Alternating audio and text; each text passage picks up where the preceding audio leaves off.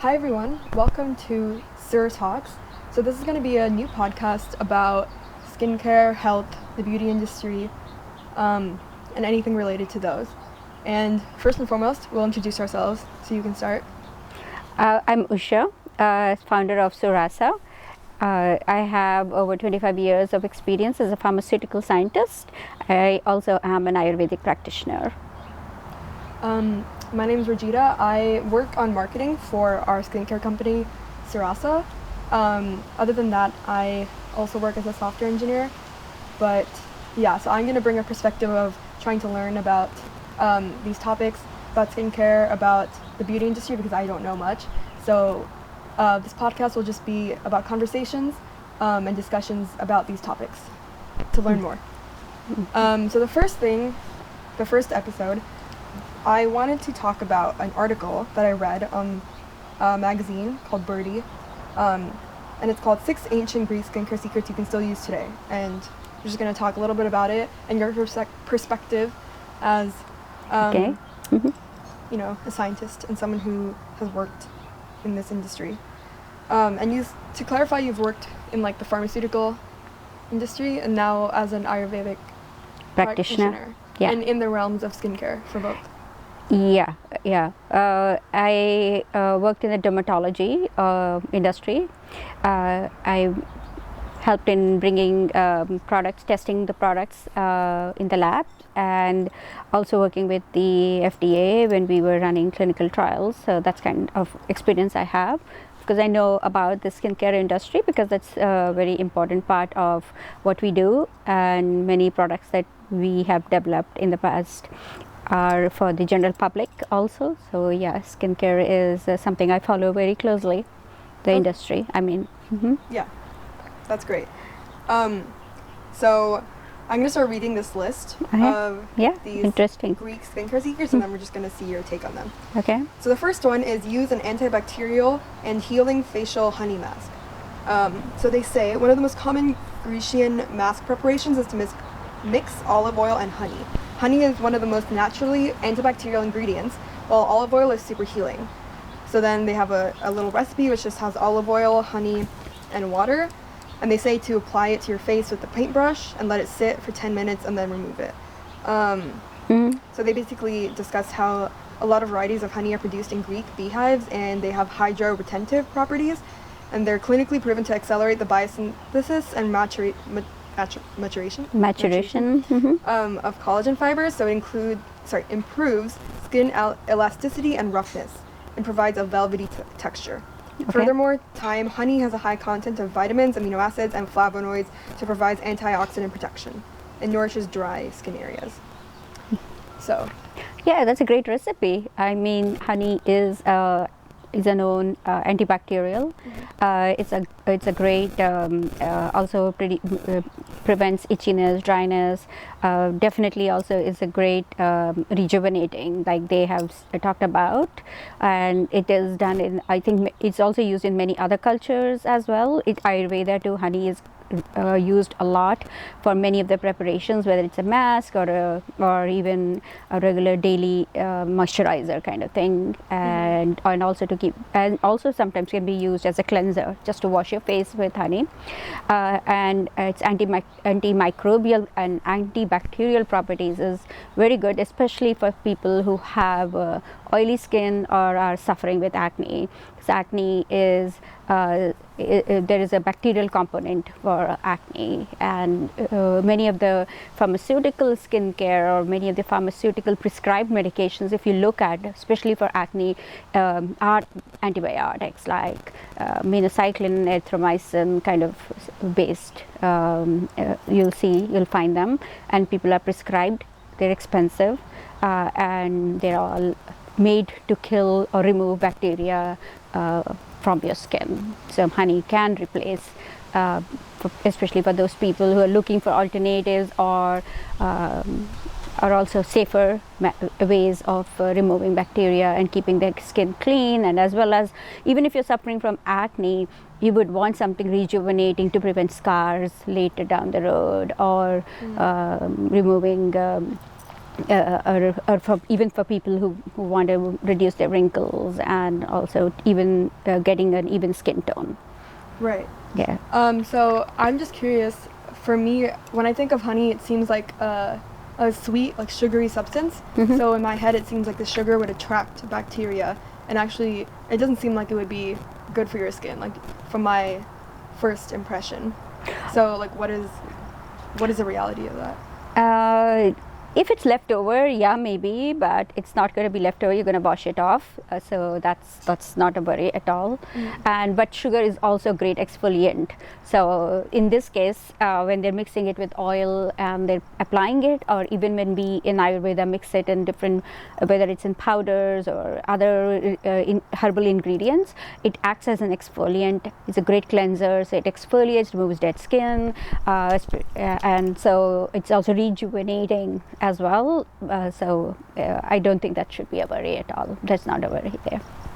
Okay. Yeah. Interesting. Yeah. And depending on honey from which flowers the bees are going after and all that, so you'll hear many different kinds of honey out there. So if you go to your local farmers market, you'll see orange honey. Of course, Manuka honey is very well known, and all of these honey also brings in some other active ingredients that are also very helpful. It's a great anti-inflammatory agent as well, so reduces inflammation. So whether you apply or take it in, so honey has a lot of benefits. Okay, good to know. So the second one on this list is exfoliate your elbows and knees with a salt scrub. So it says ancient Greeks used Mediterranean sea salt mixed with olive oil to scrub and exfoliate their dry, sun-exposed bodies. So the recipe they have is mix equal parts Epsom salt and olive oil and rub your elbows and body parts while you soak in the bath. Let the mixture remain in your tea bath, soak, to provide extra detoxifying and soothing properties. And they also note that Epsom salts are composed of magnesium sulfate, which can help reduce inflammation and help with skin detoxification. And I'm also going to include the link to this article in our description, if you're curious. That's a great find. It's a nice article. Yeah. So. And I think that's again. Thoughts? Yeah, that's a great applications. Epsom salt, sea salt. Salt is a great way, like they said, it's rich in magnesium, which is also a very great agent, not only for removing dirt or anti-inflammation, but it is also rejuvenating. It's also very good for nerves. People who have pains and aches especially, or have tingling sensation. We prescribe like magnesium based oils, so having an salt like that would also benefit. It'll be soothing as well as removing dirt, and it's like you're getting a lot out of it by just mixing it, by just not just one benefit, I mean. And it doesn't have to be olive oil. You can mix it in any other oil. Coconut oil is a good substitute if you don't like olive oil. In Ayurveda we use sesame seed oil. You can also mix it in other herbs like neem, which will then make it more antibacterial, so it can be used in many ways. And Epsom salt is great also for removing edema if you have swollen feet, especially if you're walking a lot, or for some other reason, especially for diabetics or something. For people who have swollen feet, soaking them in a bit of Epsom salt or any salt, sea salt, and a little bit of oil, and then massaging your feet with that same mixture would probably also remove your pains, aches, as well as excess water. So it's also great pedicure as well. Okay, interesting. Yeah. So a lot of common trends, it seems like, with these ancient Greek recipes, and then also Ayurveda. Yeah.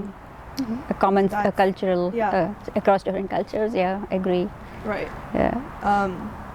So the third one, and this is continuing a trend which I think is interesting, and I will ask you about, but it says use yogurt as an AHA peel. And drugs, yes, yeah.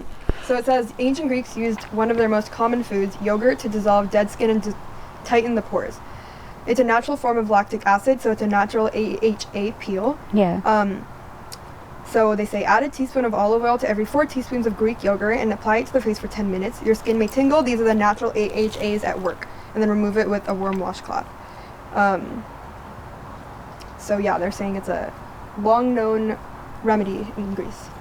Yeah, it's a very well-known remedy in other cultures as well. Yogurt is Right. Yeah, I've definitely definitely heard of it in Indian culture. yeah. So we mix yogurt in like mung bean powders and stuff like that, or just plain yogurt. Apply as a cleanser, or with a mung bean kind of a powder would be a mask and exfoliation. But besides that, even in the modern skincare industry, even right now, AHA is definitely used as an exfoliant.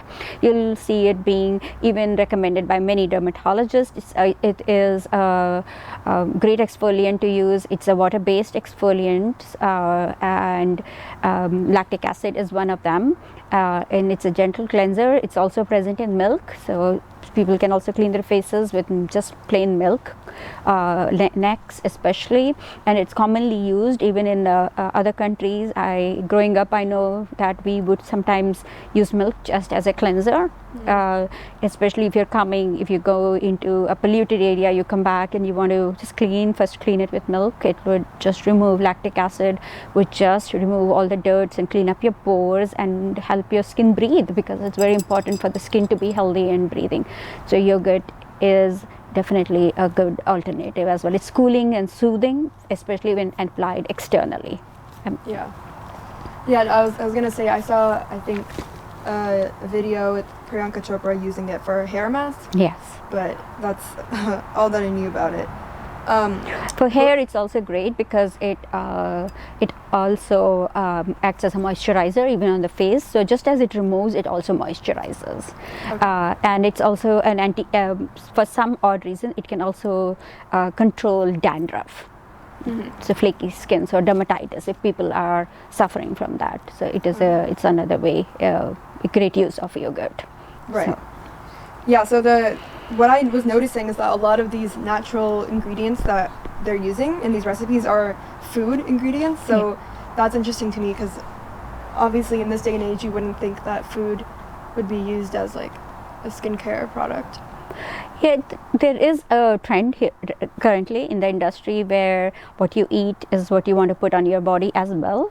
And some of these ancient cultures and ancient medicines and traditional medicines, again, I'm going to say even in Ayurveda, for example, it's always been used. Whatever is available in your home, in your spice rack, use it. It's very common. So we say food is medicine in Ayurveda. So what we eat is very thoughtfully, we eat very thoughtfully to your body constitution, but it's not just limited to what you eat. It should also be thought through when you apply it to your body, because each one of us has a very different constitution, a different skin type.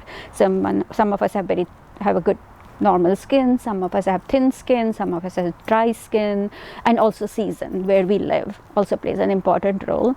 So maybe yogurt wouldn't suit somebody who's living in a very cold environment, but a warm milk may be a good choice for them. So it's something that you need to modify and adjust and tailor it to your skin needs and the environment that you live in as well. Yeah, that makes sense. Yeah. And I have been noticing that like trend of even in like modern skincare, this push towards this direction towards more natural solutions, more natural products and alternatives. Yeah. Especially juices are being used a lot.